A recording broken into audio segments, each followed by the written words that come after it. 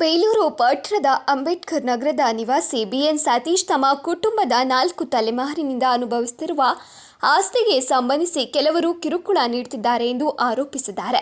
ಸುದ್ದಿಗೋಷ್ಠಿಯಲ್ಲಿ ಮಾತನಾಡಿದ ಅವರು, ಎಲ್ಲ ಕಾನೂನು ದಾಖಲೆಗಳ ಆಧಾರದಲ್ಲಿ ನಮ್ಮ ಹೆಸರಿಗೆ ಖಾತೆ ಮಾಡಿಸಿಕೊಂಡಿದ್ದು, ಪುರಸಭೆ ಹಾಗೂ ಅಭಿವೃದ್ಧಿ ಪ್ರಾಧಿಕಾರದಿಂದ ಅನುಮತಿ ಪಡೆದು ಹೊಸ ಮನೆ ಕಟ್ಟಲು ಮುಂದಾಗಿರುವುದಾಗಿ ತಿಳಿಸಿದ್ದಾರೆ.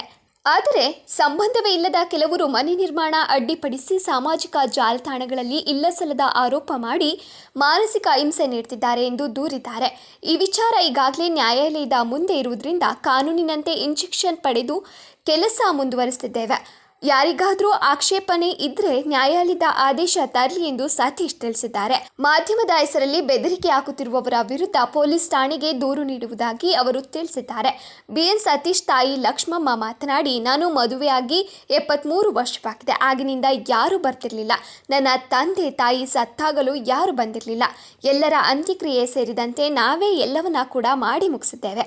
ಆದರೆ ಈಗ ನಮಗೂ ಆಸ್ತಿ ಬೇಕು ಎಂದು ಸಂಬಂಧಿಕರಲ್ಲದಿದ್ದರೂ ಕೂಡ ಬರುವುದು ಎಷ್ಟು ಸರಿ?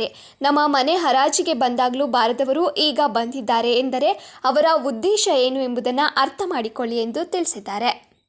ಕೆಲಸ ಮಾಡೋದು, ವಿಡಿಯೋ ಮಾಡೋದು, ಹೇಳಿಕೆಗಳು ಕೊಡೋದು, ಈ ಥರ ಎಲ್ಲ ತೊಂದರೆ ಕೊಡ್ತಿದ್ದಾರೆ. ಆ ಕಾರಣದಿಂದ ಈ ಬೆಳವಣಿಗೆ ಆದ ನಂತರ ನಾನು ಅದಕ್ಕೆ ಉತ್ತರವಾಗಿ ಇವತ್ತು ಈ ಪ್ರೆಸ್ ಮೀಟಿಂಗ್ ಕೊಡ್ತೀನಿ. ಅದು ಆಯಿತು, ಪೊಲೀಸ್ ಕಂಪ್ಲೇಂಟು ಆಯಿತು. ಯಾವಾಗ ಅವರು ನಮಗೆ ಕೆಲಸ ಮಾಡೋಂಥ ಜಾಗದಲ್ಲಿ ಬಂದು ತೊಂದರೆ ಕೊಡೋಕ್ಕೆ ತಂಟೆ ತಕರಾರು ತೆಗೆದು ಕಾಟಾದರೂ ಪುರಸಭೆಯವ್ರಿಗೂ ಕೊಟ್ಟಿದ್ದೀವಿ, ಪೊಲೀಸರಿಗೂ ಕೊಟ್ಟಿದ್ದೀವಿ. ಪೊಲೀಸರು ಕೊಟ್ಟಿದ್ದಾಗ ಇದು 2-3 ಸಲ ಸ್ಟೇಷನ್ಗೆ ಹೋಗಿದೆ.